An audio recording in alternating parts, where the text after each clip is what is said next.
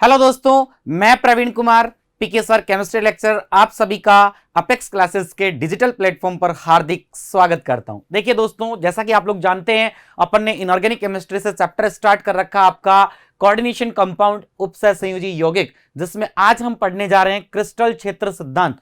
आपको पता होगा दोस्तों, लास्ट क्लासेस आपने अच्छे से देखी है, आपको पता है हम उपसय संयोजक यौगिकों में बंधन पढ़ रहे थे। उपसय संयोजक यौगिकों के अंदर बंधन, जो बॉन्डिंग की बात कर रहे थे, वहां पे अपन ने देखा दो तरह का मुख्य वहां बंधन अपने को देखने को, वहां पे दो तरह के सिद्धांत थे जो बंधन से रिलेटेड थे। एक था आपके पास वीबीटी वैलेंस बैंड थ्योरी संयोजकता बंध सिद्धांत, और दूसरा था CFT crystal field theory. Clear है दोस्तों? तो देखिएगा, आज हम बात करेंगे सीएफटी के बारे में, क्योंकि वीबीटी के बारे में ऑलरेडी हम प्रैक्टिस भी कर चुके हैं बहुत अच्छे तरीके से, बहुत सारे एग्जाम्पल भी अपन कर चुके हैं, और किस तरह के एक वीबीटी पर किस तरह के 10 क्वेश्चन आपके सामने आ सकते हैं, 9 से 10 टाइप के क्वेश्चन आपके पास बन सकते हैं, वो क्वेश्चन भी लास्ट वीडियो में हम डिस्कस कर चुके हैं। क्लियर? अब देखिए, दो तरह का आपके पास सिद्धांत थे बंधन के अंदर, जिसमें संयोजकता बंध सिद्धांत वीबीटी के बारे में हम पढ़ चुके हैं। सीएफटी के बारे में आज हम पढ़ने जा रहे हैं। सीएफटी जो क्रिस्टल फील्ड थ्योरी है, जैसे अपन ने वीबीटी में दो आपके पास चतुष्फलकीय संकुलों के लिए एग्जाम्पल पढ़े थे और दूसरा हमने अष्टफलकीय संकुल के लिए पढ़ा था, ऐसे ही यहां पर जो क्रिस्टल फील्ड सिद्धांत है, इसमें भी विपाटन होता है। वो भी दोनों प्रकार के संकुल यौगिकों में हम पढ़ेंगे, अष्टफलकीय ऑक्टाहेड्रल में भी, और आपके पास में जो आपका चतुष्फलकीय जो आपके पास में टेट्राहेड्रल है, इसमें भी हम पढ़ेंगे। क्लियर? तो देखिए दोस्तों, स्टार्ट करते हैं। आइएगा, क्रिस्टल क्षेत्र सिद्धांत सीएफटी देखिए क्या होता है। देखिए, आपको बता दें कि सर्वप्रथम जो आपके पास में, सबसे पहले मैं बात करूं, जो डी आपके पास ऑर्बिट होते हैं, डी जो आपके पास में कक्षक होते हैं, उन डी कक्षक, आपको पता है वहां जो डी आपके पास में 5, जो उनकी संख्या 5 होती है, जो आपके पास में है, उनकी ऊर्जा क्या रहती है? समान रहती है। अगर उनकी ऊर्जा समान है तो इन्हें समभ्रंश कक्षक, दैट मींस डीजनरेट ऑर्बिट वहां कहा जाता है। क्लियर है दोस्तों? लेकिन जैसे ही ये, ध्यान रखना, यहां पे बहुत ही इंटरेस्टिंग है, क्योंकि मैंने कहा है आपको इस तरह से करवाया जाएगा, हर एक टॉपिक आपको हमेशा याद रहेगा। जैसे ही ये मान लो डीजनरेट, ये क्लास का एक आपके पास में अपन बात करें, यहां पे ये एक अपन कह सकते हैं कि बॉयज है, ठीक है, और जैसे ये किसी एल के कांटेक्ट में आता है दोस्तों, यानी कि ये जैसे ही लिगेंड के कांटेक्ट में आता है, ठीक है, तो ये जो आपका ऑर्बिट वहां लिगेंड के कांटेक्ट में आएगा, वैसे ही इनकी समभ्रंशता वो पटरी से नीचे उतर जाएगा भाई, उसके लाइन ट्रैक अलग पकड़ लेगी। इसी के लिए कहते हैं कि केवल और केवल आपको कहां फोकस करना है, आपका जो स्टडी मटेरियल, जो पॉइंट आपका जो कॉन्सेंट्रेशन, आपके कैरियर पर आपको जो फोकस करना है। क्लियर? तो देखिएगा, उसकी समभ्रंशता वहां से डगमगा जाएगी। जो डीजनरेट ऑर्बिट था, उसकी समभ्रंशता, जो इक्विलिटी बनी हुई है, वो खत्म हो जाएगी और वो दो तरह से स्प्लिट कर जाएगा, दो तरह से वहां पे अपन कह सकते हैं विपाटित हो जाएगा, विभाजित हो जाएगा। उन विभाजन को ही हम कहते हैं, आपके पास एक आपके पास अष्टफलकीय संकुल के किस तरह से होगा अष्टफलकीय में, और दूसरा जो आपके पास होगा चतुष्फलकीय संकुल के लिए। तो कैसे होगा बात करते हैं, एक बार देखिएगा, फिर इसको अपन डिटेल में लेते हैं। क्लियर? देखिए, डी कक्षक यानी कि संक्रमण, अपन इनको, आपको पता है संक्रमण धातु, जो डी कक्षक के अंदर जितने भी तत्व हैं उनको अपन संक्रमण तत्व भी कहते हैं, ये भी आपको पता है। तो हम लिखेंगे संक्रमण धातु या आयन, जो आपके पास में संक्रमण धातु या आयन। क्लियर है दोस्तों? संक्रमण धातु या आयन के, संक्रमण धातु परमाणु या आयन के, क्लियर है दोस्तों? संक्रमण धातु आयन या परमाणु या आयन के पांचों डी कक्षकों की ऊर्जा। क्लियर है? पांचों डी कक्षकों की ऊर्जा, मैं बताऊंगा आपको कौन से डी कक्षक पांचों की बात कर रहे हैं अपन, यहां पे एक बार समझिएगा। पांचों डी कक्षकों की ऊर्जा, पॉइंट पहले कंप्लीट कर देते हैं। पांचों डी कक्षकों की ऊर्जा, क्लियर, समान होती है। पांचों डी कक्षकों की ऊर्जा समान होती है। इस समय इनको क्या कहते हैं भाई? समभ्रंश कक्षक कहते हैं। डीजनरेट, यहां पर अपन ऑर्बिट कहेंगे उनको, समभ्रंश, डीजनरेट, ओके, समभ्रंश कक्षक यानी डीजनरेट ऑर्बिटल कहलाएंगे, ओके, कक्षक कहलाते हैं। इस दौरान ये क्या कहलाते हैं भाई? समभ्रंश कक्षक। ध्यान से सुन लेना दोस्तों, समभ्रंश कक्षक यानी कि डीजनरेट ऑर्बिटल कहलाते हैं। क्या कहलाते हैं? डीजनरेट ऑर्बिटल, समभ्रंश कक्षक कहते हैं। किन कौन से कक्षकों की बात कर रहे हैं देखिएगा। ये देखिए दोस्तों, ये मैं आपको क्लियर कर दूं, हम इन कक्षकों के बारे में बात कर रहे हैं। जैसे आपको पता होगा डी के अंदर ये इस तरह से सब ऑर्बिट जो है डी में, उपकोष जो आप पढ़े होंगे, कक्षक उपकोष वगैरह सब आपने पढ़ रखा है। तो ये 5 आपके पास में डी है तो इनमें 5 होते हैं डी में। तो ये डी कक्षक आपका डी ऑर्बिट है जिसमें 5 कक्षक आपके पास में प्रेजेंट है। ठीक है, इन पांचों की ऊर्जा ध्यान रखना, हम बात करें कि इन ये जो आपके पास 5 आपको नजर आ रहे हैं कौन कौन से होंगे, क्या क्या इनके नाम होंगे, सबके बारे में भी बात करने वाले हैं। ठीक है दोस्तों, लेकिन अभी आपको केवल इतना ही ध्यान देना है क्या कि इन पांचों की ऊर्जा जो है, एनर्जी जो है वो क्या रहती है, इक्वल रहती है। और इक्वल रहती है इस टाइम इन्हें क्या कहते हैं अपन, समभ्रंश कक्षक कहते हैं। क्लियर, तो इनको हम कहते हैं समभ्रंश कक्षक। डीजनरेट ऑर्बिट यहां पे अपन कहेंगे समभ्रंश कक्षक। क्लियर हो गया। अब देखिए, जैसे ये किसी लिगेंड के कांटेक्ट में आते हैं दोस्तों, जैसे ये किसी लिगेंड के कांटेक्ट में आते हैं, इनकी एनर्जी डिस्ट्रॉय हो जाती है। इनकी एनर्जी जो है वहां पे, यानी इनकी जो समभ्रंशता है वो क्या हो जाती है, खत्म हो जाती है, समभ्रंशता नष्ट हो जाती है। अभी ये डीजनरेट आपके पास में ऑर्बिट है, अपन इसको कह सकते हैं कि ये आपके पास में डीजनरेट ऑर्बिट है। और यानी कि डीजनरेट ऑर्बिट का मतलब है दोस्तों, यहां पर अपन कह सकते हैं एनर्जी जो है वो इक्वल एनर्जी है, इक्वल है। ठीक है, इनकी जो एनर्जी है दोस्तों वो अभी इक्वल है, सभी की ऊर्जा जो है वो एक समान है। अगर एक समान एनर्जी होगी, इक्वल एनर्जी होगी, तो हम इन्हें समभ्रंश डीजनरेट कक्षक कहते हैं। ध्यान से सुनना, बहुत ही कॉन्सेप्चुअल चीजें हैं और आपका कॉन्सेप्ट बिल्कुल अच्छे से क्लियर हो जाएगा। देखिएगा क्या सबसे पहले हम पढ़ना चाह रहे हैं क्रिस्टल क्षेत्र सिद्धांत में कि संक्रमण धातु परमाणु या जो आयन है, इसके जो पांचों डी कक्षक आपको नजर आ रहे हैं, 5D ऑर्बिटल जो नजर आ रहे हैं, इनकी ऊर्जा समान होती है। इन्हें समभ्रंश, ध्यान रखना, इन्हें समभ्रंश कक्षक कहा जाता है, डीजनरेट ऑर्बिट कहा जाता है जब इनकी ऊर्जा क्या रहती है, समान रहती है। ठीक है दोस्तों, अब देखिए दोस्तों, लेकिन लेकिन लेकिन देखिएगा, इफ एंड बट वाली कंडीशन आ गई यहां पे। लेकिन जब ये लिगेंड के संपर्क में आते हैं, ठीक है, लेकिन जब ये लिगेंड के संपर्क में आते हैं, आपको पता है ये बात अपन वीबीटी से अच्छे से क्लियर कर चुके हैं क्या, कि जो इनके डी कक्षक हैं, जो ये डी ऑर्बिट हैं, इनको लिगेंड अपना लोन पेयर डोनेट करके क्या करता है, इनके साथ कोऑर्डिनेट बॉन्ड बनाता है और एक संकुल का निर्माण करता है। दोस्तों याद होगा आपको अच्छे से, बहुत ही क्लियर, अच्छे से पॉइंट आपका क्लियर किया हुआ वीबीटी में। तो यहां पर जैसे ये लिगेंड के संपर्क में आते हैं, लेकिन जब ये लिगेंड के संपर्क में आते हैं, क्लियर हो गया, संपर्क में आते हैं तो इनकी समभ्रंशता आते हैं, तो देखना दोस्तों क्या होगा, आते हैं तो इनकी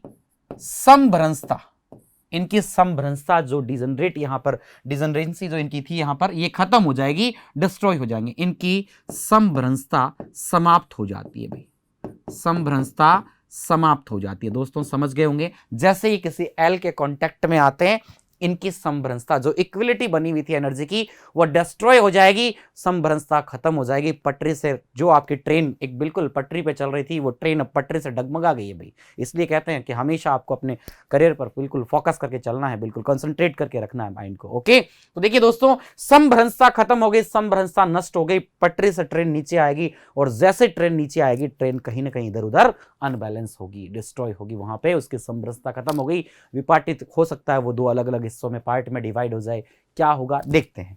तो देखिए, समभ्रंशता समाप्त हो जाती है। क्लियर हो गया पॉइंट। देखिए लाइन आपके वर्ड जो है, क्योंकि मैं लैंग्वेज आपके लिए जो भाषा है अपन यूज कर रहे हैं वो इतनी सटीक और इतनी परफेक्चुअल, जो आपको बोर्ड में 100% मार्क्स दिलाए, और साथ ही आपकी अपनी लैंग्वेज हो, बुक की लैंग्वेज कॉपी, ऐसा कॉपीराइट वाला कॉपी पेस्ट वाला काम नहीं लगे आपको। इसलिए दोस्तों बिल्कुल वो वर्ड अपन काम में ले रहे हैं जिससे अपनी कॉपी जो एग्जामिनर के पास जाने वाली वो इफेक्टिव भी लगे, मार्क्स भी अच्छे आए, और चीजें आपको अच्छे से समझ में इस तरह से आ जाए कि आप कभी भूल नहीं पाएंगे। ओके, तो देखिए, समभ्रंशता समाप्त हो जाती है, समभ्रंशता समाप्त हो जाती है। क्लियर हो गया, गुड। अब समभ्रंशता समाप्त हो गई हुई, जिससे क्या होगा देखना, जिससे ये या इसे क्रिस्टल, ये जो जिससे ये क्या होंगे, विपाटित हो जाएंगे, जिससे ये कक्षक विपाटित हो जाते हैं। ठीक है, दो प्रकार के कक्षकों में या दो प्रकार की ऊर्जा युक्त कक्षकों में, ठीक है, जिससे ये कक्षक दो प्रकार की ऊर्जा युक्त कक्षकों में, ऐसे लिख देते हैं थोड़ा सा और इफेक्टिव हो जाए, जिससे ये कक्षक दो प्रकार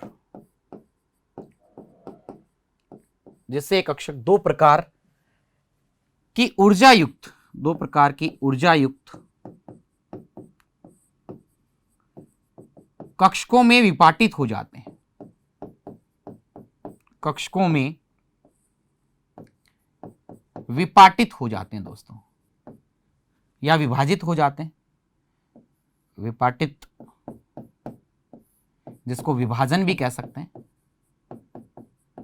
या विभाजित, ठीक है, विभाजन हो जाते हैं, विपाटित हो जाते हैं। इस विपाटन या इस विभाजन, इस विपाटन या इस विभाजन को ही दोस्तों क्या कहते हैं, सुनिएगा, इस विपाटन या विभाजन को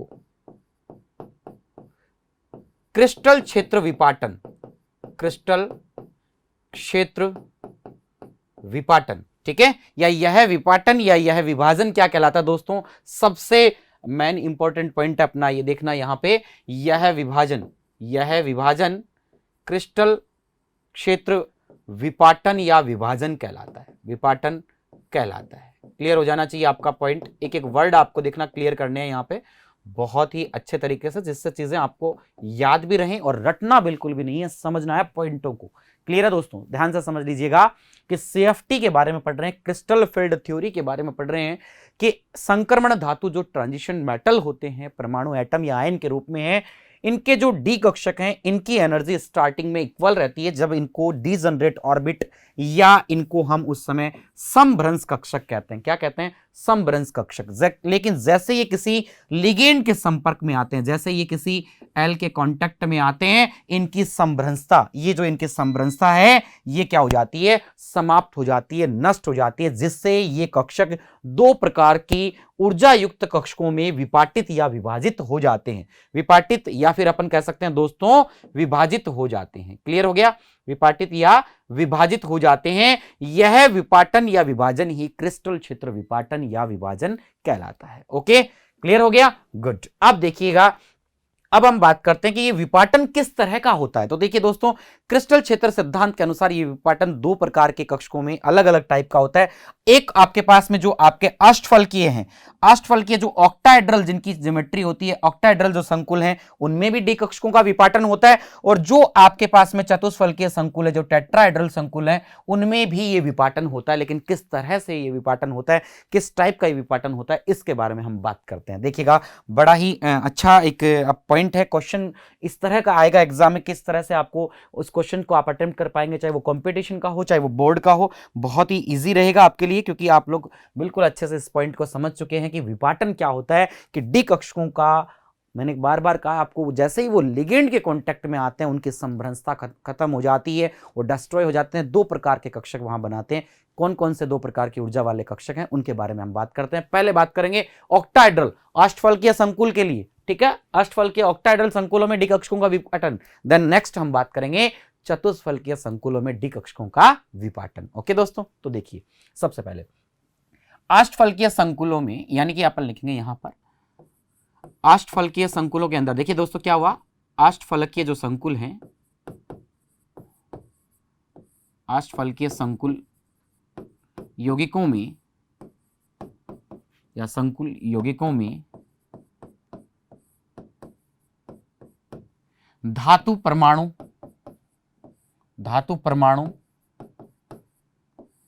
या आयन के लिगेंड के संपर्क में आने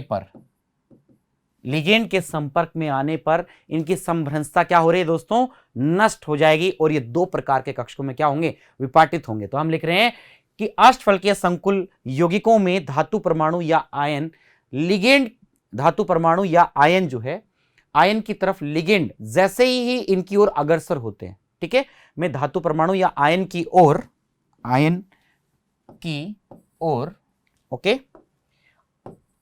की ओर लिगेंड के अग्रसर होने पर, ठीक है, की ओर, आपको पता है लिगेंड इनके कांटेक्ट में आएगा, लिगेंड इनसे अपना लोन पेयर डोनेट करके क्या बनाएगा दोस्तों? आपको पता है ना क्या बनाएगा, उपसर्ग संयोजी बंध बनाएगा। अभी हमने कहा है इनकी संभ्रंशता नष्ट हो जाती है। एक बच्चे ने कमेंट सेक्शन में भी लिखा है कि सर संभ्रंशता ये जो इनकी डिजनरेशन तो थी, ये जो खत्म हो रही है, नष्ट हो रही है, ये क्यों हो जाती है, ऐसा क्यों होता है कि ये पटरी से डिस्ट्रॉय होकर दो अलग अलग विपाटित होंगे, या ये विभाजन क्यों हो रहा है, तो इसके बारे में भी अभी बात करते हैं। देखिए पॉइंट पहले कंप्लीट पूरा होने दो कि अष्टफलकीय संकुल, क्योंकि जैसे ही पॉइंट कंप्लीट हो जाएगा, ये मेरा वादा है दोस्तों, एक भी डाउट आपका नहीं रहेगा। जो भी दिमाग में आपके चल रहा है अभी इफ एंड बट वाली चीजें जो आपके दिमाग में किंतु परंतु चल रहा है, वो सारी चीजें क्लियर हो जाएंगी। एक बार पॉइंट को देखिएगा कि अष्टफलकीय संकुल यौगिकों में धातु परमाणु या आयन की ओर लिगेंड अग्रसित या अगर लिगेंड आकर्षित होने पर, लिगेंड के अग्रसर होने पर या आकर्षित होने पर, आकर्षित होने पर, ठीक है, लिगेंड तथा केंद्रीय धातु परमाणु, ठीक है दोस्तों। तो देखिएगा क्या कहेंगे, केंद्रीय धातु परमाणु होने पर, केंद्रीय धातु परमाणु के डी कक्षक या के कक्षक, डी कक्षक व लिगेंड के इलेक्ट्रॉनों के मध्य, लिगेंड के इलेक्ट्रॉनों के मध्य, दोस्तों ध्यान से समझना पॉइंट को, इलेक्ट्रॉनों के मध्य प्रतिकर्षण होता है, प्रतिकर्षण होता है। क्लियर हो गया, ये पॉइंट है। देखिएगा मैन कि जब ये जैसे ही लिगेंड इनकी ओर अग्रसर होता है, आपको पता है रिक्त डी कक्षक केंद्रीय धातु परमाणु आयन उसको उपलब्ध करवा देगा, और जैसे ही वो उसको रिक्त डी कक्षक उपलब्ध करवाएगा, अपना लोन पेयर उसको डोनेट करेगा, और डोनेट करके क्या कर लेता है, उससे आपको पता होगा दोस्तों, कोऑर्डिनेट उपसंयोजी बंध बना लेता है, कोऑर्डिनेट बॉन्ड बना लेता है, जिससे एक संकुल यौगिक का निर्माण हो रहा है। तो देखिए यहां पर हम कह रहे हैं कि अष्टफल के संकुल यौगिकों में धातु परमाणु या आयन की ओर लिगेंड के अग्रसित होने पर केंद्रीय धातु परमाणु के डी कक्षक व लिगेंड के इलेक्ट्रॉन के मध्य प्रतिकर्षण होता है, जिससे इस प्रतिकर्षण के कारण दोस्तों, जिससे इनकी संभ्रंशता समाप्त हो जाती है, जिससे इनकी संभ्रंशता, ध्यान रखना इसी के कारण ऐसा होता है दोस्तों, संभ्रंशता नष्ट हो जाती है, संभ्रंशता नष्ट हो जाती है, समाप्त हो जाती है, ठीक है, समाप्त हो जाती है या नष्ट हो जाती है। तथा ये दो प्रकार की, ठीक है, कक्षकों में, दो प्रकार के ऊर्जा युक्त कक्षकों में क्या हो जाते हैं, विपाटित हो जाते हैं। ओके, कौन कौन से दो प्रकार होंगे इनके बारे में बात कर लेंगे। जिससे अब देखिए एक आपके पास में होता है T2Z और एक होता है EZ, ठीक है दोस्तों। तो देखिएगा यहां पर जिससे संभ्रंशता, इसकी संभ्रंशता क्या हो गई, समाप्त हो गई दोस्तों। ओके, जिससे ये दो प्रकार के ऊर्जा युक्त, दो प्रकार के ऊर्जा युक्त कक्षकों में, क्लियर है दोस्तों, ऊर्जा युक्त कक्षकों में विपाटित हो जाते हैं, ठीक है। कौन कौन से दो प्रकार होंगे अभी बात कर रहे हैं, कक्षकों में विपाटित हो जाते हैं, ठीक है, विपाटित हो जाते हैं। नंबर 1 है, फर्स्ट नंबर पे देखिए दोस्तों कौन कौन से हैं। नंबर 1 पहला आपके पास में एक होता है इसमें T2Z, एक होता है T2Z कक्षक, T2Z कक्षक है, क्लियर है दोस्तों। ओके, इसकी कहानी भी अपन बताएंगे, सारी क्या हिस्ट्री है इसके, अभी आजकल इसको T2Z की बजाय T2 कहने लगे, ऐसा क्यों है, ये सब बातें करेंगे हम अभी। दूसरा होता है EZ कक्षक, दूसरा होता है EZ कक्षक, क्लियर। एक होता है T2Z और दूसरा आपके पास में, ध्यान रखना दोस्तों, दो प्रकार के कक्षकों में, एक है T2Z, क्लियर हो गया, और दूसरा जो है वो है आपके पास में EZ कक्षक। इन दो में ये क्या हो जाते हैं, विपाटित हो जाते हैं, दो प्रकार की ऊर्जा युक्त कक्षकों में विपाटित हो जाते हैं। कैसे ये विपाटन होगा, किस तरह से विपाटित होंगे, अभी बात करते हैं, समझते हैं पॉइंट को। पहले देखिएगा इधर कि T2Z तथा EZ में। ओके, अब इनमें से क्या होता है, देखिए दोस्तों, ये जो T2Z EZ जो आपके पास में है, देखिएगा एक बार मैं आपको ये पॉइंट एक सेकंड के लिए क्लियर करना चाहूंगा। देखिए कैसे, जैसे सबसे पहले आपके पास में दोस्तों समझना इस पॉइंट को ध्यान से कि आपके पास में इस तरह से है, ये है आपके पास दोस्तों 1 2 3 4 और 5, क्लियर। ओके दोस्तों, ये जो है आपके पास में डी ऑर्बिट है, डी कक्षक है, क्लियर हो गया, डी कक्षक है, ठीक है। डी कक्षक है, इनकी एनर्जी जो है, इनकी एनर्जी अभी इक्वल है, ठीक है। इस कंडीशन में इनको डी जनरेट या समभ्रंश कक्षक कहेंगे। क्या कहेंगे? समभ्रंश कक्षक या डी जनरेट ऑर्बिट कहेंगे। क्लियर हो गया? समभ्रंश कक्षक है, ओके, डी कक्षक है। क्लियर? अब देखिए दोस्तों, ये जो है फर्स्ट नंबर, ये जो है ये आपके पास में है, इसको हम कह रहे हैं dxy। क्या है? dxy। दूसरा जो है इसको हम कह रहे हैं dxz या dxz। क्लियर हो गया? और तीसरा जो है इसको हम कह रहे हैं d, ठीक है दोस्तों, एक आपके पास में है dxy, dyz और dx। क्लियर? तो देखिएगा इस तरह से हमने इन तीनों को अलग अलग यहां पे कह दिया, dyz या dxz या dzx, एक ही बात है। क्लियर? ओके। और ये जो है दोस्तों, ये आपका है, ये ध्यान रखना, इसे हम कहेंगे dx square dash y square, और इसको हम कह रहे हैं dz स्क्वायर। क्लियर हो गया दोस्तों? dz square. ओके। अब ध्यान रखना दोस्तों, ये जो है इसमें दो अलग अलग टाइप हैं। कौन कौन से? इन दोनों टाइप को हम कहते हैं इजी ऑर्बिट। ये इजी कक्षक है। कौन से कक्षक है? इजी ऑर्बिट है। क्लियर हो गया?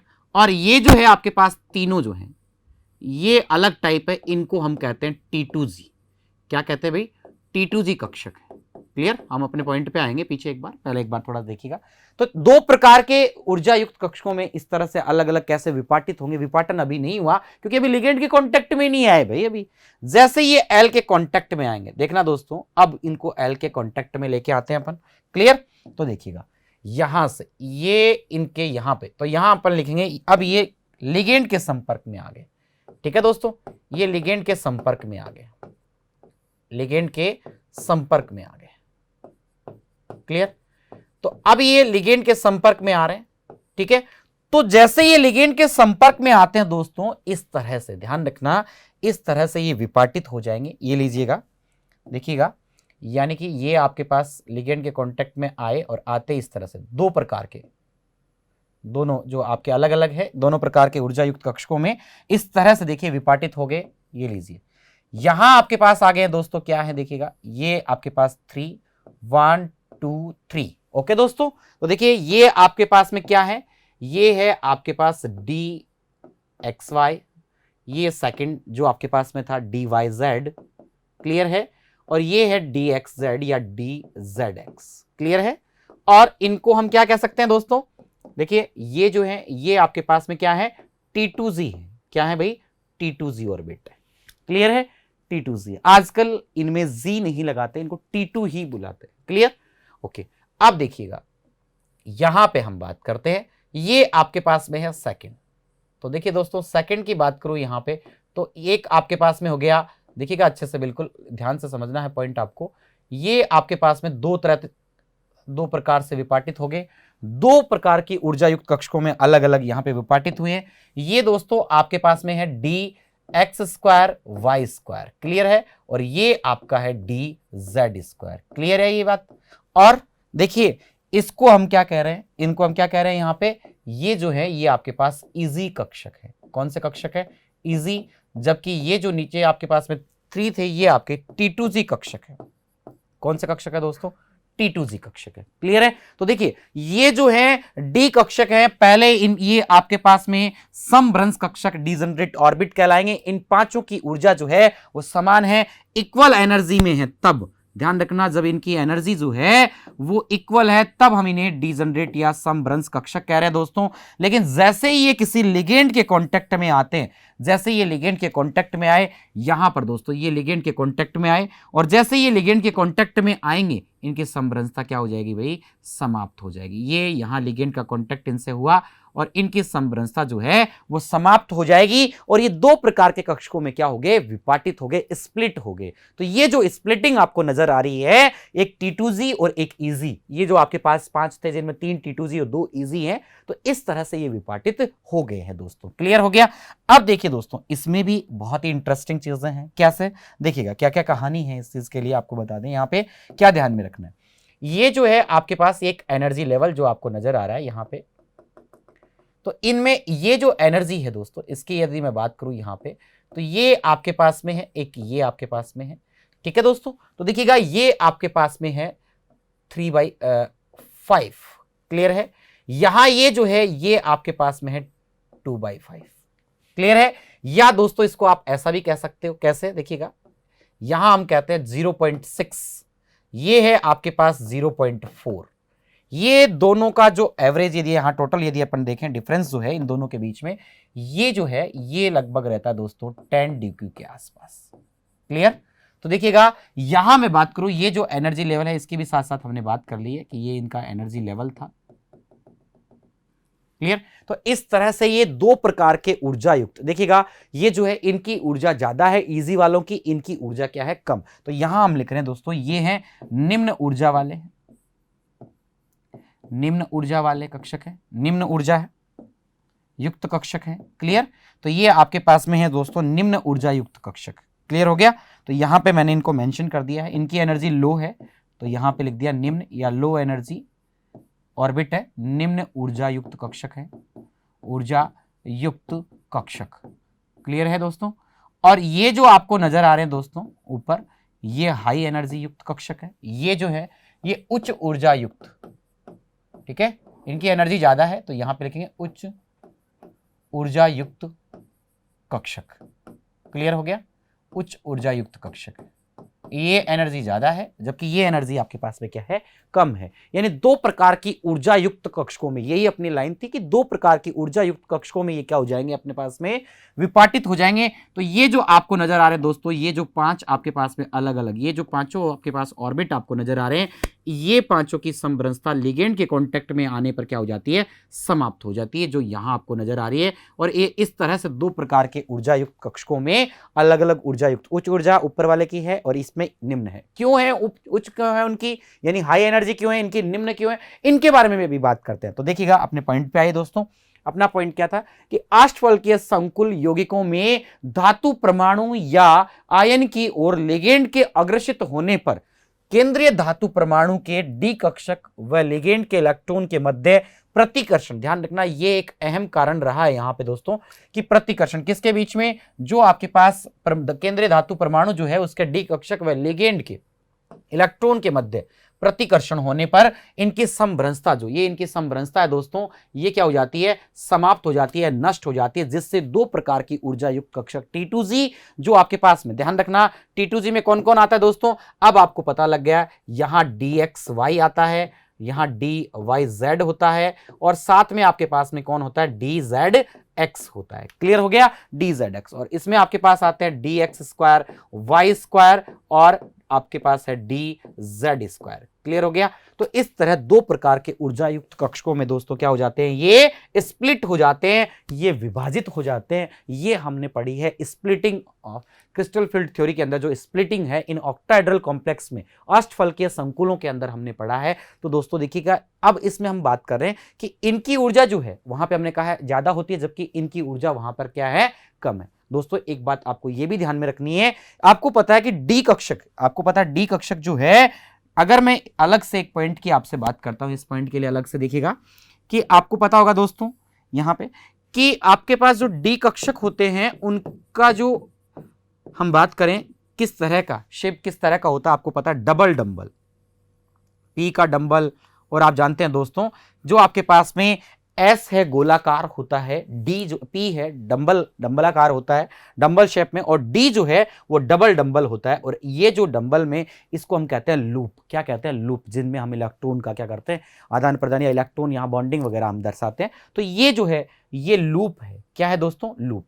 तो देखिए जब इनका विपाटन होता है तो हम ये कह रहे हैं कि ये जो डी कक्षक, जैसे ही जो धातु के जो आपके पास धातु परमाणु या जो केंद्रीय धातु परमाणु आयन है उसके जो डी कक्षक है उनके लूप के सामने कौन आता है, पहले सामने कौन आता है, सामने की ओर DX2, Y2 और DZ2 जो ऑर्बिट है, ये वाले जो आपके पास में ऑर्बिट हैं, ये DX2, Y2, DZ2 इजी जो कक्षक हैं, ये लिगेंड के मार्ग में क्या करते हैं, रुकावट पैदा करते हैं, वहां ये अवरोध उत्पन्न करते हैं, ठीक है। तो ये वहां अवरोध उत्पन्न कर रहे हैं, रुकावट करते हैं उसके मार्ग में, लिगेंड के मार्ग में, इस कारण से इनमें प्रतिकर्षण ज्यादा होता है, इनमें प्रतिकर्षण क्या होता है, अधिक होता है। तो दोस्तों ध्यान रखना, ये पॉइंट भी यहां मेंशन कर देंगे कि ये जो कक्षक आपके पास में लिगेंड के मार्ग में क्या करते हैं, अवरोध उत्पन्न करते हैं। क्लियर? तो यहां पे हम लिख रहे हैं कि लिगेंड के मार्ग में अवरोध उत्पन्न करते हैं, लिगेंड के मार्ग में अवरोध उत्पन्न करते हैं, मार्ग में अवरोध उत्पन्न करते हैं। इस कारण से ध्यान रखना, इनमें प्रतिकर्षण, अवरोध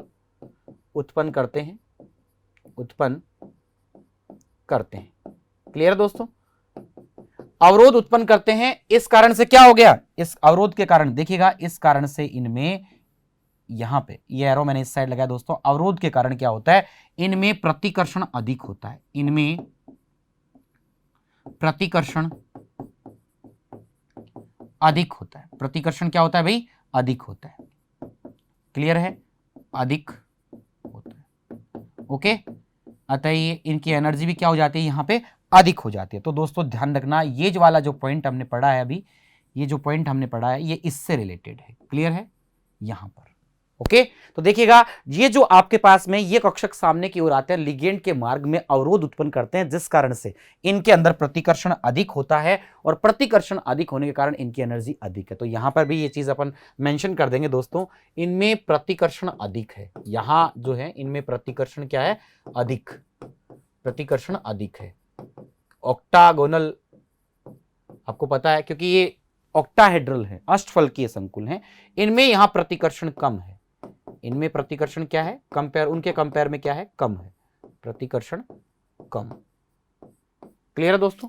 तो यहां पर प्रतिकर्षण अपने पास में कम है, जबकि वहां प्रतिकर्षण क्या है, अपने पास में अधिक है। ओके, तो देखिए दोस्तों, अपन ने यहां तक पढ़ लिया कि ये जो है इस तरह से विपाटित होंगे। ध्यान रखना, एक बार अपन आगे पढ़ने वाले हैं, लेकिन मैं यही बता दूं दोस्तों, जब हम इसे टेट्राहेड्रल में पढ़ेंगे, चतुष्फलकीय में, तो विपाटन सेम ही होगा, बस ये उल्टा हो जाएगा। T2G ऊपर, क्योंकि वो आपके पास चतुष्फलकीय या वर्ग समतलीय आकृति वाले होंगे टेट्राहेड्रल, तो देखिए ये जो है उल्टा हो जाएगा इस तरह से, यानी कि ये जो है आपके पास T2G चला जाएगा यहां पर, और EG आ जाएंगे नीचे। इतना सा ही केवल अंतर है, इसके अलावा दोनों में कोई डिफरेंस नहीं है दोस्तों। ओके, तो देखिएगा दोस्तों, हमने बात की है किसके बारे में, कि अष्टफलकीय संकुलों में। सबसे पहले देखिएगा, हम यहां से स्टार्ट किया था कि संक्रमण धातु परमाणु आयन के पांचों डी कक्षकों की ऊर्जा समान होने पर इन्हें समभ्रंश कक्षक कहते हैं, लेकिन जब ये लिगेंड के संपर्क में आते हैं तो इनकी समभ्रंशता समाप्त हो जाती है, जिससे ये दो प्रकार के ऊर्जा युक्त कक्षकों में विपाटित होते हैं। कौन कौन से हैं वो दो प्रकार, पहले देखिएगा T2G और EG हैं, लेकिन हम पढ़ रहे हैं पहले अष्टफलकीय के अंदर। तो हमने स्टार्ट किया अष्टफलकीय संकुलों में डी कक्षकों का विपाटन, यानी स्प्लिटिंग पढ़ रहे हैं किसमें, अष्टफलकीय ऑक्टाहेड्रल के अंदर। ओके, तो अष्टफलकीय संकुलों के अंदर देखिएगा दोस्तों, अष्टफलकीय संकुलों की मैं बात करूं यहां पे, तो यहां अपन ने देखा कि इसमें जो धातु परमाणु या आयन की ओर लिगेंड के आकर्षित होने पर, जैसे ही लिगेंड इनकी ओर आकर्षित हो रहा है, तो केंद्रीय धातु परमाणु डी कक्षक व लिगेंड के मध्य जो इलेक्ट्रॉन है उनके मध्य प्रतिकर्षण होता है, जिससे समभ्रंशता समाप्त हो जाती है, जिससे दो प्रकार के ऊर्जा में विपाटित हो गए। कौन कौन, जैसे कौन कौन से, T2G और EG। फिर मैंने आपसे कहा कि ये जो इसका लूप जो है, लूप क्या होता है, देखिएगा ये जो पाली, इसको अपन लूप, ये जो पाली है आपके पास में, इसे अपन कहते हैं पाली, या ये लूप है आपके पास में। ओके, तो ये जो पाली है जो सामने आ रही है, तो ये अपन कह रहे हैं यहाँ पे कि जो जैसे ही विपाटित होते हैं, तो ये जो dx² y² जो है, या dz² जो EG कक्षक है, ये क्या करते हैं, लिगेंड के मार्ग में अवरोध उत्पन्न करते हैं, जिससे इनमें प्रतिकर्षण, पहले ये आ रहे हैं भाई, सामने ये आ रहे हैं, तो इनमें प्रतिकर्षण, क्योंकि यहां लिखा है ना अपन ने कि डी कक्षक और लिगेंड के इलेक्ट्रॉन के मध्य क्या होता है, प्रतिकर्षण। तो ये भी तो डी कक्षक के ही पार्ट है ना, क्योंकि देखिए दोस्तों, जैसे ये भी तो डी कक्षक का है, तो ये सामने पहले आ रहे हैं, आगे की तरफ ये आ रहे हैं, सामने आ रहे हैं, इससे इनमें प्रतिकर्षण ज्यादा होता है, जिससे दो प्रकार के, इनमें प्रतिकर्षण ज्यादा होगा तो उच्च ऊर्जा एनर्जी वाले, हाई एनर्जी वाले EG, तथा निम्न एनर्जी वाले, ठीक है, लो एनर्जी वाले, यानी कि आपके पास T2G, दो प्रकार के कक्षकों में विपाटित हो जाते हैं, और इस तरह से ये विपाटन है। ये हमने विपाटन देखा है दोस्तों किसमें, अष्टफलकीय संकुल यौगिकों के अंदर। क्लियर हो गया, CFT, बिल्कुल। ओके, अब सिमिलरली एज इट इज ऐसा का ऐसा किसमें होता है, चतुष्फलकीय में होता है, लेकिन चिंता करने की बात यहां पे बिल्कुल भी नहीं है, क्योंकि मैं आपको वो भी पूरा डिटेल में एक बार करवाऊंगा। लेकिन देखिए दोस्तों, हम आपको बता दें वहां पे क्या करना है, केवल आपको इनको उल्टा करना है, एक्सचेंज, ये T2G ऊपर और EG नीचे, बस इतना सा अंतर है। एक बार के लिए मैं आपको बता भी देता हूं, देखिएगा मैंने इसको एक तरह से सबमिट भी किया है, पूरा समराइज किया, जिससे आपको सारी पिक्चर, सारी कहानी जो है दोस्तों वो क्लियर हो जाए। देखिएगा कैसे, कि स्प्लिटिंग ऑफ 4 ऑक्टाहेड्रल है, जो अष्टफलकीय वर्सेस टेट्राहेड्रल चतुष्फलकीय। तो देखिएगा यहां पर दोस्तों ये जो है dx² जो आपके पास में है और dz² dx² minus y dash y square और dz² जो ये आपके पास इजी है, ये इजी कक्षक है, इजी ऑर्बिट है दोस्तों। क्लियर है आपको? देखिएगा ठीक है, ये आपके पास 1 और 2 और 1 2 3 ये आपके पास में क्या है दोस्तों, ये आपके पास में T2z है। क्या है भाई ये T2z कक्षक है। क्लियर हो गया? तो ये जो है T2z आपके पास नीचे इजी ऊपर, ऐसा तो किस में होगा, ये आपके पास में बीच में D है जिसके 1 2 3 4 5 ये आपको 5 नजर आ रहे हैं दोस्तों। तो इस तरह से जो हमने यहां पर रखा आपके, तो ये आपके पास इजी और T2z में क्या हो गए, विपाटित हो गए। लेकिन अगर मैं बात करता टेट्राहेड्रल के लिए तो इस तरह से, ये देखिए उल्टा कर दिया, इनको ऊपर ले गए dxy dyz dzx T2z 1 2 3 और 1 2 dx² y² dz², यानी कि इजी कक्षक ये है आपके, ये है इजी और ये है आपके T2z। क्लियर हो गया? तो दोस्तों देखिएगा इस तरह से दोनों में इतना सा ही डिफरेंस है, क्योंकि ये टेट्राहेड्रल फील्ड के लिए है, ये स्प्लिटिंग किसके लिए है, टेट्राहेड्रल चतुष्फलकीय के लिए है ये। ठीक है, और ये देखिएगा ये स्प्लिटिंग जो है आपके पास में दोस्तों, ये किसके लिए है आपके पास में, ये ऑक्टाहेड्रल के लिए है, ये जो है ये ऑक्टाहेड्रल फील्ड के लिए है। क्लियर है आपको? तो देखिएगा इस तरह से हमने दोनों में स्प्लिटिंग देख ली, किसमें, ऑक्टाहेड्रल जो अष्टफलकीय है और चतुष्फलकीय। ये अष्टफलकीय हो गया आपके पास ऑक्टाहेड्रल और ये टेट्राहेड्रल आपके पास चतुष्फलकीय हो गया। तो इधर वाली जो स्प्लिटिंग है, विपाटन है, ये अष्टफलकीय का है। ठीक है, ये आपके पास में किसके लिए है दोस्तों, अष्टफलकीय के लिए। क्लियर हो गया? ये अपने पास है अष्टफलकीय संकुल के लिए, अष्टफलकीय संकुल। ठीक है, अष्टफलकीय संकुल में। जबकि ये जो है इधर वाला ये जो स्प्लिटिंग आपको नजर आ रही है, ये है आपके पास में चतुष्फलकीय, जो टेट्राहेड्रल है चतुष्फलकीय संकुल में। क्लियर है दोस्तों? ये चतुष्फलकीय संकुल में। क्लियर? ओके, तो देखिए इस तरह से केवल इतना सा डिफरेंस है, फिर भी हम डिटेल में इसके बारे में बात करेंगे। ओके, अब देखिए नेक्स्ट पॉइंट क्या आता है सीएफटी के अंदर, नेक्स्ट इंपॉर्टेंट पॉइंट। देखिए दोस्तों मैंने कहा था आपसे, याद होगा आपको कि वीबीटी जो सिद्धांत था उसने दुर्बल और प्रबल जो लिगेंड थे, वीक लिगेंड और जो आपके स्ट्रॉन्ग लिगेंड है, उनमें किसी प्रकार का कोई विभाजन नहीं किया था। लेकिन ये जो आपका सिद्धांत है कौन सा दोस्तों, जो आपके पास सीएफटी सिद्धांत है, इसने यहां विभाजन किया था। तो देखिए इस तरह से वहां भी आपको बता चुका था वैसे नॉर्मली तो मैं कि FCl BRI वगैरह ये जो थी आपके पास में वीक लिगेंड थी, और इधर से इधर चल रहे हैं ये कौन सी आपके पास में, स्ट्रॉन्ग लिगेंड है। ओके दोस्तों, तो ये स्ट्रॉन्ग लिगेंड है आपके पास में, जबकि ये जो है इधर, यानी कि इधर से इधर अपन आ रहे हैं लास्ट में यहाँ पे, ये है स्ट्रॉन्ग, और उधर आपके पास में ये इधर से इधर चलेंगे, वापस बैक चले यदि अपन, तो ये वीक लिगेंड है। ओके, तो देखिएगा ये स्ट्रॉन्ग लिगेंड और वीक लिगेंड को अपन ने एक क्रम जो स्पेक्ट्रोकेमिकल सीरीज होती है उसके अकॉर्डिंग इसको व्यवस्थित किया है, इसे आप ध्यान रख सकते हैं। इसमें मैन आपको मैं बता दूं दोस्तों, जो आपके सिलेबस से रिलेटेड रहते हैं, ज्यादातर आपसे पूछा जाता है IBr CL या इस तरह के जो FOH, ये आपके पास में क्या है दोस्तों, ये वीक लिगेंड है। ओके, ये वीक लिगेंड है, जबकि ये जो है आपके पास NO2CnCO जो है ये आपके स्ट्रॉन्ग लिगेंड है, जबकि ये आपके क्या थे भाई, वीक लिगेंड थे। क्लियर हो गया? तो ये आपके पास प्रबल लिगेंड और दुर्बल लिगेंड। क्लियर है? ये प्रबल लिगेंड है, स्ट्रॉन्ग लिगेंड, और ये आपके पास में क्या है दोस्तों, ये आपके पास में है दुर्बल लिगेंड। ठीक है, ये है दुर्बल लिगेंड। तो इस तरह से इस सीरीज को अपन ने देख लिया, स्पेक्ट्रोकेमिकल सीरीज जो है उसको अपन ने देख लिया है, जिसको सीएफटी ने बताया था। इसका यूज कहां होगा, जैसे एक तो अपन वीबीटी में भी यूज होता है, वहां पे युग्मन पेयरिंग के अंदर, याद है दोस्तों, और इस सीएफटी में भी कहां यूज होगा, क्वेश्चन पे इन्हीं के बारे में और ज्यादा डिस्कस करेंगे जब हम क्वेश्चन की प्रैक्टिस करेंगे। ठीक है, अभी आते हैं क्रिस्टल क्षेत्र सिद्धांत सीएफटी के क्या क्या एप्लीकेशंस हैं, क्या क्या इसके अनुप्रयोग हैं। देखिए दोस्तों, सबसे पहला जो इसका अनुप्रयोग जो आपके सामने आ रहा है, उस बात को आपको समझना है दोस्तों। देखिएगा क्या है अनुप्रयोग, कि चुंबकीय गुणों की व्याख्या करता है। ये सिद्धांत किसकी व्याख्या करता है, चुंबकीय गुणों की व्याख्या करता है। तो देखिए दोस्तों कैसे, कि अष्टफलकीय संकुलों में, क्लियर, या फिर संकुल यौगिक अनुचुंबकीय या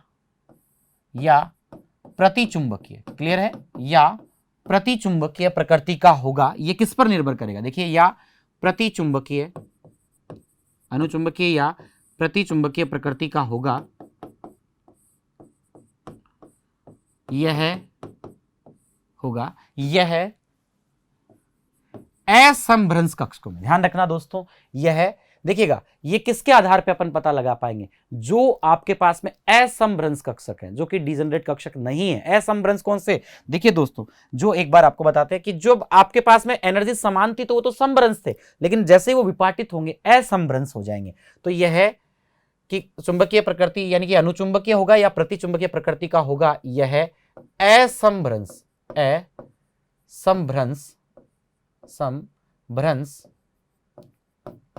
असंभ्रंश कक्षकों में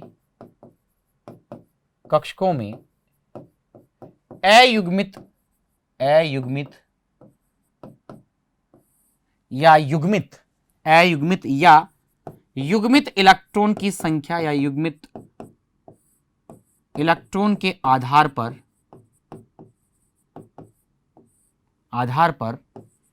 निम्नानुसार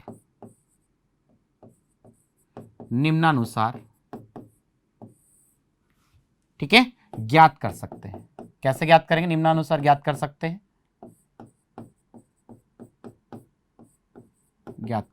दोस्तों। कैसे, देखिएगा कैसे ज्ञात करेंगे आप निम्नानुसार। सबसे फर्स्ट जो है आपके पास में नंबर 1, अगर मान लीजिए दोस्तों, अगर उसके अंदर अयुग्मित इलेक्ट्रॉन है, आपको पता है अयुग्मित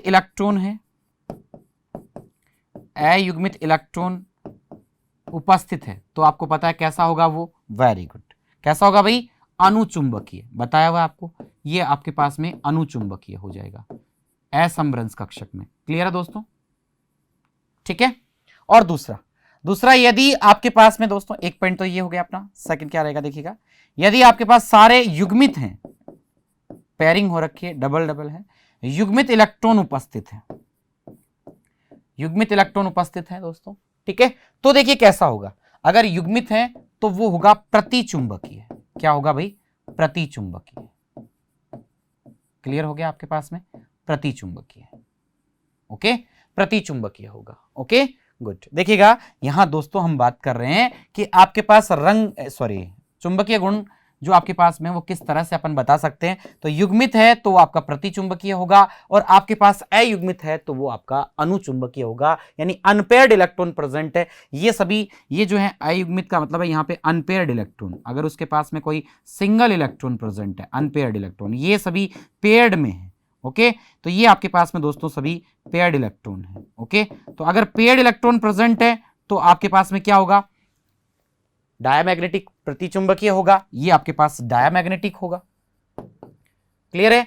और आपके पास में दोस्तों यदि आपके पास अनुचुंबकीय यानी अयुग्मित अनपेयर्ड इलेक्ट्रॉन प्रेजेंट है तो ये आपका पैरामैग्नेटिक होगा, ठीक है, ये आपके पास में होगा पैरामैग्नेटिक। क्लियर है। तो पैरामैग्नेटिक और डायामैग्नेटिक जो है, ये जो चुंबकीय गुण जो मैग्नेटिक प्रॉपर्टी है, इसकी व्याख्या करता है ये सिद्धांत किस तरह से कि संकुल यौगिकों के अनुचुंबकीय या प्रतिचुंबकीय प्रकृति का, कौन सी प्रकृति का होगा, अनुचुंबकीय या प्रतिचुंबकीय प्रकृति का होगा, यह असंभ्रंश। ध्यान रखना दोस्तों, सबसे मेन पॉइंट आपका यह है, यह असंभ्रंश कक्षकों में अयुग्मित या युग्मित इलेक्ट्रॉन के आधार पर निम्नानुसार ज्ञात कर सकते हैं। अब आप कहेंगे सर असंभ्रंश, तो देखिए आपको बता देते हैं यहां पे क्या दोस्तों, देखिएगा ये जो आपके पास में था अपना, यहां पर बात करें, अपन ने कहा कि समभ्रंश तो कौन से होते हैं, जिनकी एनर्जी, देखिए ये स्टार्टिंग वाले, जिनकी एनर्जी क्या है आपके पास में, इक्वल है, ओके दोस्तों। तो देखिए यहां पर मैं कहूं आपसे कि ये जो है आपके पास में, ये तो समभ्रंश है, लेकिन जैसे ही विपाटित हो गए, अब ये विपाटन के पश्चात क्या हो गए, किसमें बदल गए, असंभ्रंश। तो ये जो है आपके पास में असंभ्रंश हो गए, असंभ्रंश कक्षक हो गए। क्लियर दोस्तों। तो यहां हम कहेंगे ये हैं आपके असंभ्रंश कक्षक, क्लियर। तो ये आपके पास में असंभ्रंश कक्षक है, ओके, ठीक है दोस्तों। और ध्यान रखना दोस्तों, सबसे मेन जो सबसे अहम जो आपके पास में यहां पर बात आपको ध्यान में रखनी है, वो क्या है आपके पास में, कि ये जो दोनों के बीच की जो एनर्जी है, एनर्जी जो है, इस एनर्जी को हम किससे रिप्रेजेंट करते हैं, डेल। ये ध्यान रखना, ये भी पॉइंट आपके लिए बहुत ही स्पेशली है, ये भी आप ध्यान में रखेंगे यहां पर कि हम इसको डेल ओ है दोस्तों, जीरो नहीं है, ये डेल ओ है, इससे रिप्रेजेंट करते हैं, डेल ओ। इसके लिए भी मैं आपको बता दूं दोस्तों क्या है, ये जो डेल है इसका मतलब है ऊर्जा का अंतर, गैप कितना है, ठीक है, डिफरेंस जो एनर्जी के बीच में, दोनों एनर्जियों के बीच में जो ऑर्बिट है इनके बीच में डिफरेंस कितना है। तो डेल का मतलब है यहां पे ऊर्जा अंतर है। क्या है दोस्तों? ऊर्जा अंतर। क्लियर? और जो आपके पास O है इसका मतलब है ऑक्टाहेड्रल, ऑक्टागोनल या ऑक्टाहेड्रल, जो इसकी शेप है अष्टफलकीय। क्लियर हो गया? एक एक पॉइंट आपका क्लियर होना चाहिए। ये है अष्टफलकीय को रिप्रेजेंट कर रहा है। क्लियर है? तो देखिए दोस्तों, ये भी आपको ध्यान में रखना है, ये पॉइंट भी आपके लिए स्पेशली है यहां पे, कि आपके पास में ये जो डेल से अपन रिप्रेजेंट कर रहे हैं, डेल O जो है आपके पास में, ये डेल ऊर्जा का अंतर है, एनर्जी डिफरेंस है। वहां पे दोनों आपके पास दो प्रकार के जो ऑर्बिट आपको नजर आ रहे हैं, T2Z और EZ के बीच का जो डिफरेंस को रिप्रेजेंट कर रहा है डेल, तो और जो O है वो ऑक्टाहेड्रल, जीरो नहीं है, O है। बहुत सारे बच्चे कहते हैं डेल जीरो, जीरो नहीं है बेटा, O है ऑक्टाहेड्रल, अष्टफलकीय जो संकुल, इसकी ज्योमेट्री जो है अष्टफलकीय है, क्योंकि अष्टफलकीय के अंदर अपन पढ़ रहे हैं वहां पे, तो उसके लिए O अपन ने वर्ड काम में लिया है। क्लियर हो गया? और देखिए इसकी भी निर्भरता अपन पढ़ेंगे कि ये जो डेल O जो है इसका मान अगर जितना ज्यादा चार्ज अधिक होगा, डेल O का मान उतना ही अधिक होगा। ओके दोस्तों, और देखिएगा दूसरा, इसकी निर्भरता के लिए एक बात और आपको पॉइंट आप ध्यान में रख सकते हैं कि प्रबल लिगेंड, जो आपके पास प्रबल लिगेंड होते हैं तो डेल O की वैल्यू उनके लिए क्या रहती है? ज्यादा रहती है, अधिक रहती है। तो देखिएगा दोस्तों, ये अपने पास में पॉइंट आ गए। तो अब अपन बात करते हैं नेक्स्ट किसके बारे में। इस पॉइंट के बाद हम बात करते हैं चुंबकीय गुणों की व्याख्या हो गई। व्याख्या के बाद हम बात करेंगे डी कक्षकों में इलेक्ट्रॉन के वितरण को प्रभावित करने वाले कारक। देखिए इलेक्ट्रॉन जब अपन वितरण कर रहे हैं तो उसमें कौन कौन से कारक हैं डी कक्षकों के अंदर, तो वो इलेक्ट्रॉन के वितरण को प्रभावित कर सकते हैं। तो देखिए कौन कौन से कारक हो सकते हैं, देखिएगा यानी कि यहां हम कहेंगे मुख्य दो कारक है। कौन से मुख्य दो कारक है? देखिएगा मुख्य कारक कितने हैं भाई? मुख्य दो कारक है। ओके दोस्तों, मुख्य दो कारक है। क्लियर? पहला क्या है? देखिएगा मुख्य दो कारक है भाई। नंबर वन है दोस्तों आपके पास में, फर्स्ट नंबर पर है क्रिस्टल क्षेत्र विपाटन ऊर्जा। क्लियर? जो अभी अपन ने पढ़ी है डेल O। क्लियर है दोस्तों? और दूसरा जो कारण है अहम, वो आपके पास में क्या है दोस्तों? दूसरा जो अहम कारण है वो है आपके पास में क्या? देखिएगा इसके अंदर हम कहेंगे कि दो इलेक्ट्रॉनों के बीच की युग्मन ऊर्जा, पाई से रिप्रेजेंट करते हैं, दो इलेक्ट्रॉनों के मध्य युग्मन ऊर्जा, युग्मन ऊर्जा जिसको हम पाई से रिप्रेजेंट कर रहे हैं। किससे रिप्रेजेंट कर रहे हैं दोस्तों? पाई से। दोस्तों ये एक स्पेशली पॉइंट है, मैंने बार बार कहा है कि अगर इसके लिए आपको इसके संदर्भ में यदि यहां पे आपको देखना हो कि डेल O कब अधिक होगा कब कम होगा, तो इसके लिए मैं आपको बता दूं, यहां पर हम इस पॉइंट को देखिएगा, यहां हाईलाइट कर देते हैं। ये आप ध्यान रखेंगे कि डेल O का मान आवेश अधिक होने पर, आवेश धनावेश आपको पता है, आवेश अधिक होने पर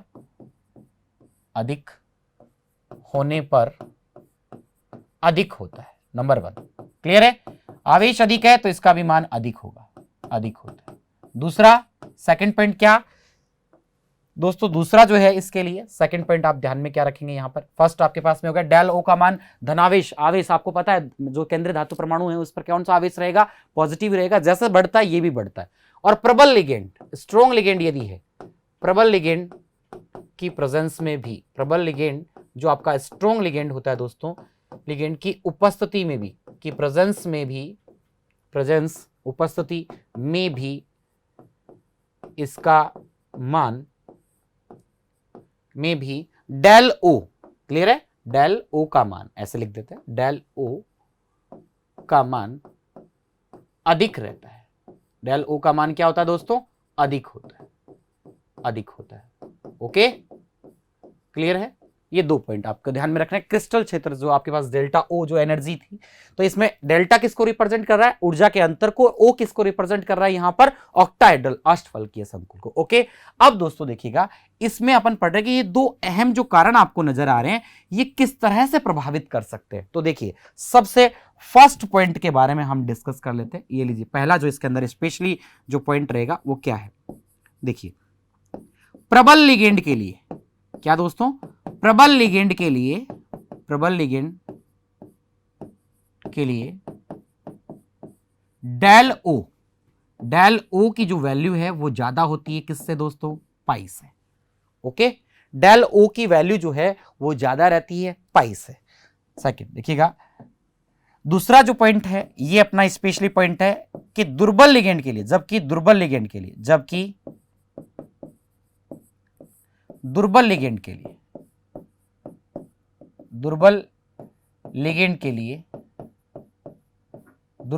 के लिए ओके क्या होता है, डेल ओ की जो वैल्यू है ये कम है, जबकि पाई की वैल्यू क्या रहती है, यहां पर ज्यादा रहती है। ओके, ध्यान रखना दोस्तों, प्रबल लिगेंड के लिए क्या रहता है, पाई जो आपके पास डेल ओ जो है वो ज्यादा है, जबकि पाई जो है वो क्या रहता है, कम। पाई युग्मन ऊर्जा को रिप्रेजेंट कर रहा है, जबकि दुर्बल वीक के लिए अगर अपन बात करें वीक वाले केस में, ये तो है स्ट्रॉन्ग लिगेंड के केस में है, किसके केस में है, स्ट्रॉन्ग लिगेंड के, और ये जो है ये दुर्बल वीक लिगेंड के केस में बात कर रहे हैं। क्लियर है? तो देखिएगा, अगर अपन बात करें दोस्तों किसके लिए, प्रबल के लिए, तो प्रबल के लिए आपके पास में पाई की वैल्यू कम, डेल ओ की वैल्यू ज्यादा रहती है। जबकि हम बात करें किसके केस में बात करें दोस्तों, यदि हम दुर्बल के केस में बात करें तो पाई जो है उसकी वैल्यू ज्यादा रहती है। क्लियर है? तो इस वैल्यू से क्या किस तरह का इफेक्ट पड़ सकता है, कैसा क्वेश्चन यहां आ सकता है, किस तरह का क्वेश्चन आपको एग्जाम में देखने को मिलेगा। सर ये तो आपने बता दिया कॉन्सेप्ट की ये है, लेकिन इसको अप्लाई कहां करेंगे,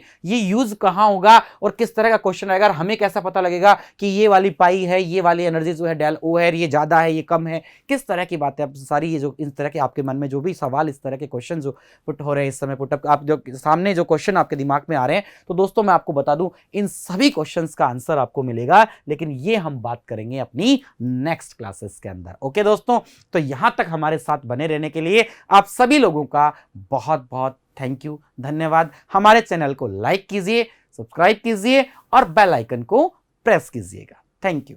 सब्सक्राइब करें हमारा apex classes edutech YouTube channel, साथ ही बेल आइकन को क्लिक करना बिल्कुल ना भूलें, ताकि आगे आने वाले सभी यूट्यूब वीडियोस की अपडेटेड नोटिफिकेशंस सबसे पहले आपको मिले। Apex classes edutech, subscribe now.